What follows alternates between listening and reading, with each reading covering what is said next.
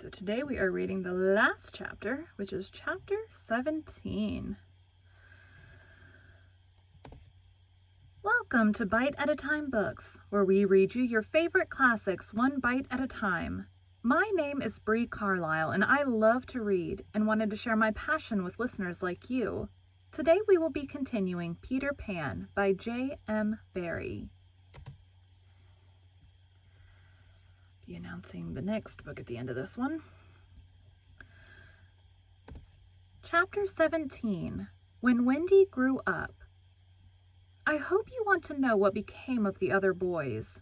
They were waiting below to give Wendy time to explain about them, and when they had counted to 500, they went up.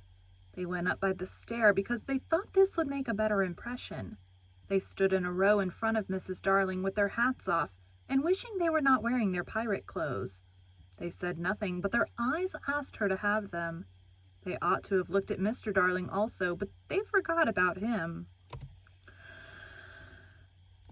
Of course, Mrs. Darling said at once that she would have them, but Mr. Darling was curiously depressed, and they saw that he considered 6 a rather large number.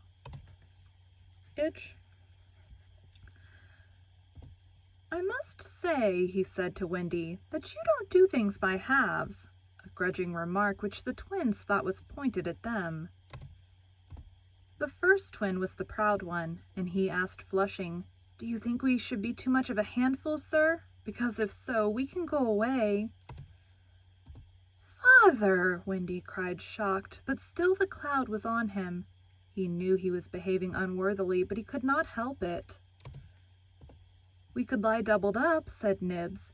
"I always cut their hair myself," said Wendy. "George!" Mrs. Darling exclaimed, pained to see her dear one showing himself in such an unfavorable light.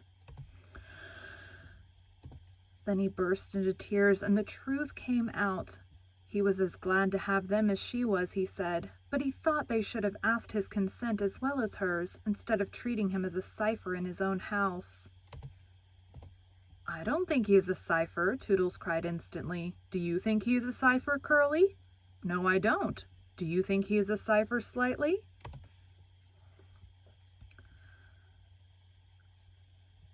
"Rather not. Twin, what do you think?" It turned out that not one of them thought him a cipher, and he was absurdly gratified, and said he would find space for them all in the drawing room if they fitted in. "We'll fit in, sir," they assured him. "Then follow the leader," he cried gaily. "Mind you, I am not sure that we have a drawing room, but we pretend we have, and it's all the same. Hoopla!" And he went off dancing through the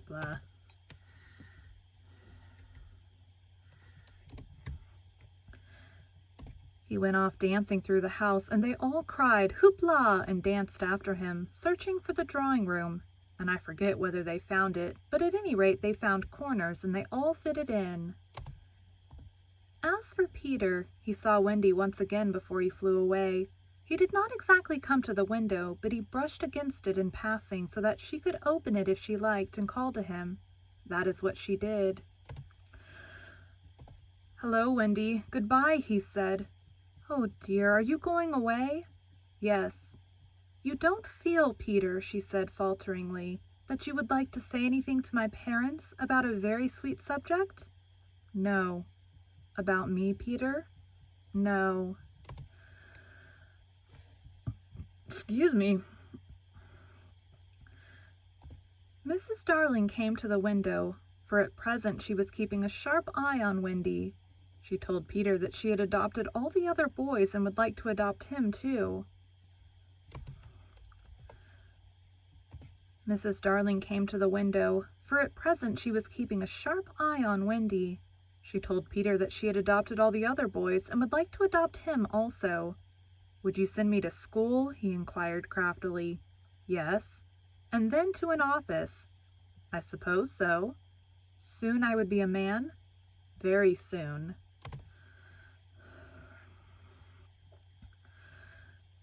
"I don't want to go to school and learn solemn things," he told her passionately. "I don't want to be a man, oh Wendy's mother. If I was to wake up and feel there was a beard—" "Peter," said Wendy the comforter, "I should love you in a beard." and Mrs. Darling stretched out her arms to him, but he repulsed her. "Keep back, lady. No one is going to catch me and make me a man. But where are you going to live?" "With Tink in the house we built for Wendy. The fairies are to put it high up among the treetops where they sleep at nights." "How lovely!" cried Wendy so longingly that Mrs. Darling tightened her grip. "I thought all the fairies were dead," Mrs. Darling said. "There are always a lot of young ones," explained Wendy, who was now quite an authority, "because you see, when a new baby laughs for the first time, a new fairy is born. And as there are always new babies, there are always new fairies. They live in nests on the top of trees, and the mauve ones are boys, and the white ones are girls, and the blue ones are just little sillies who are not sure what they are." "I shall have such fun," said Peter, with an eye on Wendy. "It will be rather lonely in the evening," she said, sitting by the fire. "I shall have Tink." "Tink can't go a 20th part of the way round," she reminded him a little tartly. "Sneaky telltale," Tink called out from somewhere round the corner. "It doesn't matter," Peter said. "Oh, Peter, you know it matters." "Well then, come with me to the little house." "May I, Mummy?" "Certainly not. I've got you home again, and I mean to keep you."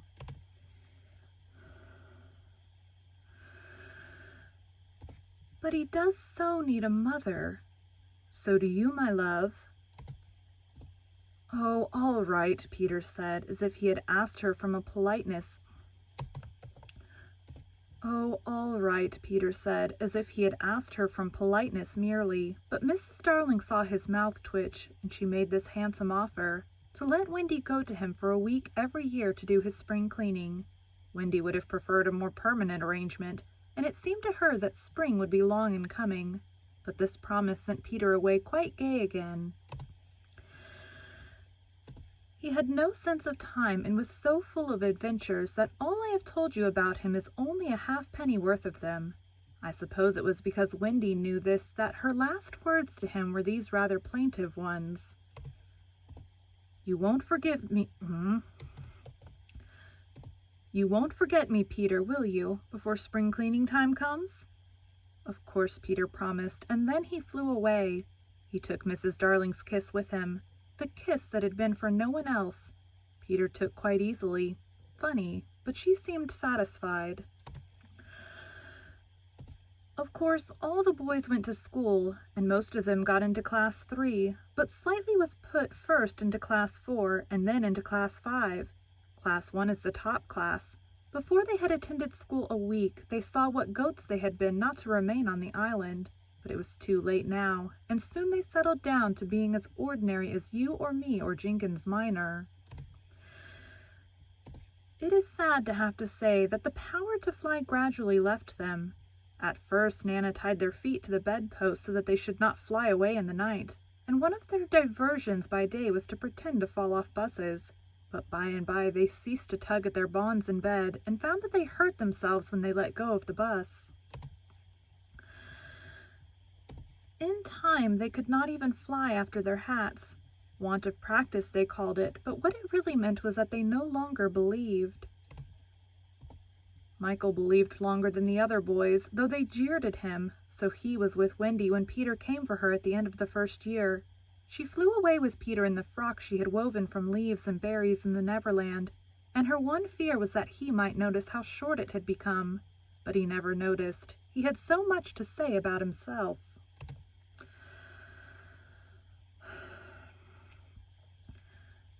She had looked forward to thrilling talks with him about old times, but new adventures had crowded the old ones from his mind. "Who is Captain Hook?" he asked with interest when she spoke of the arch-enemy. "Don't you remember," she asked amazed, "how you killed him and saved all our lives?" "I forget them after I kill them," he replied carelessly. When she expressed a doubtful hope that Tinker Bell would be glad to see her, he said, "Who is Tinker Bell?" "Oh, Peter," she said, shocked, but even when she explained he could not remember. "There are such a lot of them," he said. "I expect she is no more." I expect he was right, for fairies don't live long, but they are so little that a short time seems a good while to them. Excuse me. Wendy was pained, too, to find that the past year was but as yesterday to Peter. It had seemed such a long year of waiting to her, but he was exactly as fascinating as ever, and they had a lovely spring cleaning in the little house on the treetops. Next year he did not come for her. She waited in a new frock because the old one simply would not meet, but he never came. Perhaps he is ill, Michael said. You know he is never ill. Michael came close to her and whispered with a shiver, Perhaps there is no such person, Wendy. And then Wendy would have cried if Michael had not been crying. Peter came next spring cleaning, and the strange thing was that he never knew he had missed a year.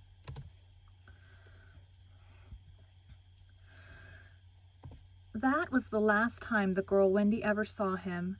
For a little longer she tried for his sake not to have growing pains, and she felt she was untrue to him when she got a prize for general knowledge.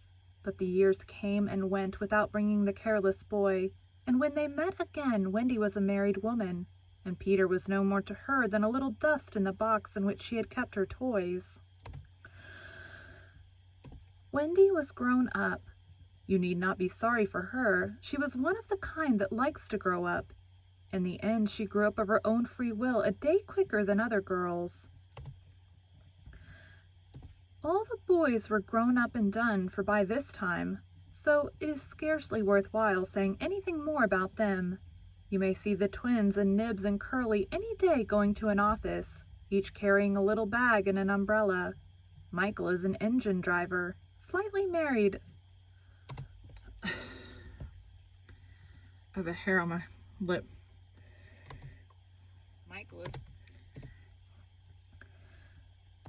Michael is an engine driver, slightly married a lady of title, and so he became a lord. You see that judge in a wig coming at the iron door? That used to be Toodles. The bearded man who doesn't know any story to tell his children was once John. Wendy was married in white with a pink sash. It is strange to think that Peter did not alight in the church and forbid the banns. Years rolled by. Years rolled on again, and Wendy had a daughter. This ought not to be written in ink, but in a golden splash. She was called Jane, and always had an odd, inquiring look, as if from the moment she arrived on the mainland she wanted to ask questions.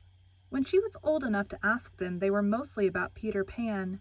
She loved to hear of Peter, and Wendy told her all she could remember in the very nursery from which the famous flight had taken place.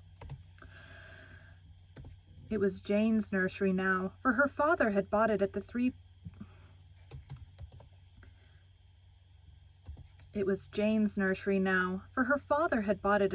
per cents from Wendy's father, who was no longer fond of stairs. Mrs. Darling was now dead and forgotten. There were only 2 beds in the nursery now, Jane's and her nurse's, and there was no kennel, for Nana also had passed away. She died of old age, and at the end she had been rather difficult to get on with, being firmly convinced that no one knew how to look after children except herself.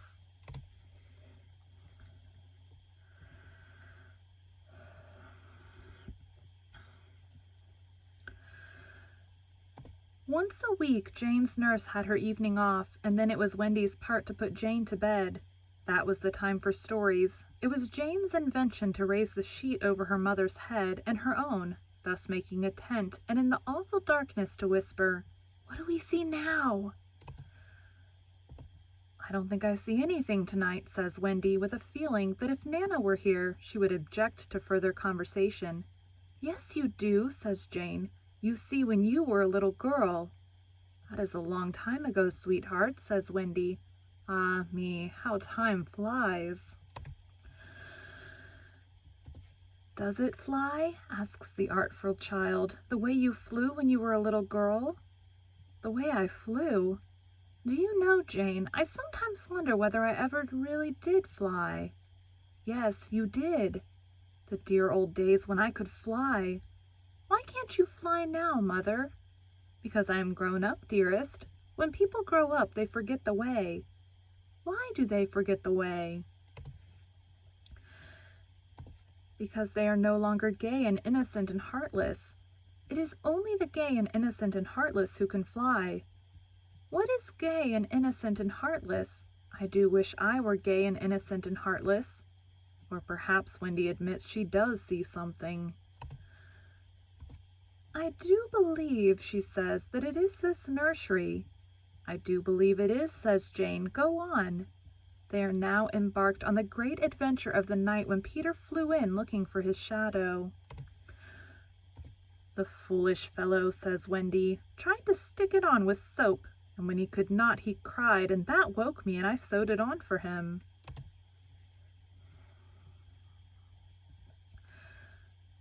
You've missed a bit, interrupts Jane, who now knows the story better than her mother. When you saw him sitting on the floor crying, what did you say? I sat up in bed and I said, Boy, why are you crying? Yes, that was it, says Jane with a big breath. And then he flew us all away to the Neverland, and the fairies, and the pirates, and the redskins, and the mermaid's lagoon, and the home under the ground, and the little house. Yes, which did you like best of all?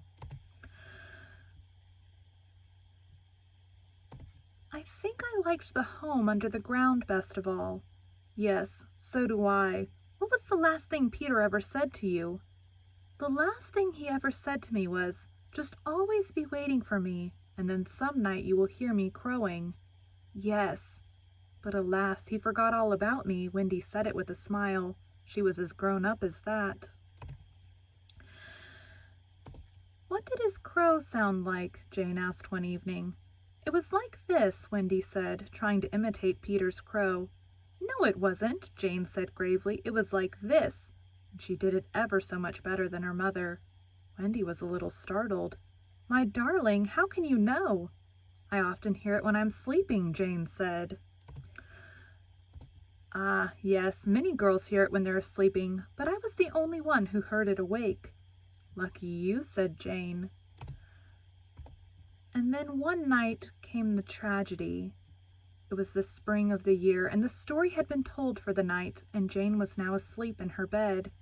Wendy was sitting on the floor very close to the fire, so as to see to darn, for there was no other light in the nursery. And while she sat darning, she heard a crow. Then the window blew open as of old, and Peter dropped in on the floor.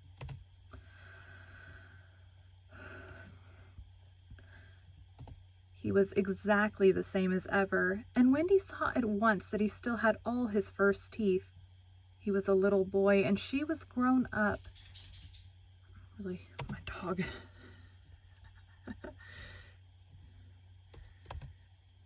He was a little boy, and she was grown up. She huddled by the fire, not daring to move, helpless and guilty, a big woman. Hello, Wendy, he said, not noticing any difference, for he was thinking chiefly of himself, and in the dim light her white dress might have been the nightgown in which he had seen her first. Hello, Peter, she replied faintly, squeezing herself as small as possible. Something inside her was crying, Woman, woman, let go of me. Hello, where is John? He asked suddenly, missing the third bed. John is not here now, she gasped. Is Michael asleep? He asked with a careless glance at Jane. Yes, she answered, and now she felt that she was untrue to Jane as well as to Peter. That is not Michael, she said quickly, lest a judgment should fall on her. Peter looked. Hello, is it a new one? Yes. Boy or girl? Girl. Now surely he would understand, but not a bit of it. Peter, she said, faltering, are you expecting me to fly away with you? Of course, that is why I have come, he added a little sternly. Have you forgotten that this is spring cleaning time? She knew it was useless to say that he had let many spring cleaning times pass. I can't come, she said apologetically. I have forgotten how to fly.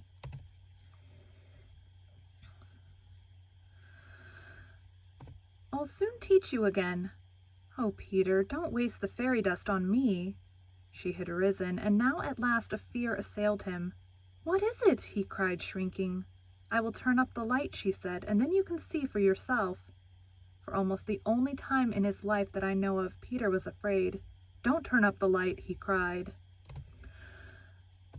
She let her hands play in the hair of the tragic boy. She was not a little girl heartbroken about him. She was a grown woman smiling at it all, but they were wet-eyed smiles. Then she turned up the light and Peter saw. He gave a cry of pain, and when the tall, beautiful creature stooped to lift him in her arms, he drew back sharply. "What is it?" he cried again. She had to tell him. "I am old, Peter. I am ever so much more than 20. I grew up long ago. You promised not to." "I couldn't help it. I am a married woman, Peter." "No, you're not." "Yes, and the little girl in the bed is my baby." "No, she's not." But he supposed she was, and he took a step towards the sleeping child with his dagger upraised. Of course he did not strike. He sat down on the floor instead and sobbed, and Wendy did not know how to comfort him, though she could have done it so easily once. She was only a woman now, and she ran out of the room to try to think. Peter continued to cry, and soon his sobs woke Jane. She sat up in bed and was interested at once. "Boy," she said, "why are you crying?" Peter rose and bowed to her, and she bowed to him from the bed. "Hello," he said. "Hello," said Jane. "My name is Peter Pan," he told her. "Yes, I know." "I came back for my mother," he explained, "to take her to the Neverland." "Yes, I know," Jane said. "I have been waiting for you." When Wendy returned diffidently, she found Peter sitting on the bedpost crowing gloriously, while Jane in her nightie was flying round the room in solemn ecstasy. "She is my mother," Peter explained, and Jane descended and stood by his side with the look in her face that he liked to see on ladies when they gazed at him. "He does so need a mother," Jane said. "Yes, I know," Wendy admitted rather forlornly. "No one knows it so well as I." "Goodbye," said Peter to Wendy, and he rose in the air, and the shameless Jane rose with him. It was already her easiest way of moving about. Wendy rushed to the window. "No, no," she cried. "It is just for spring cleaning time," James said. "He wants me always to do his spring cleaning." "If only I could go with you," Wendy sighed. "You see, you can't fly," said Jane.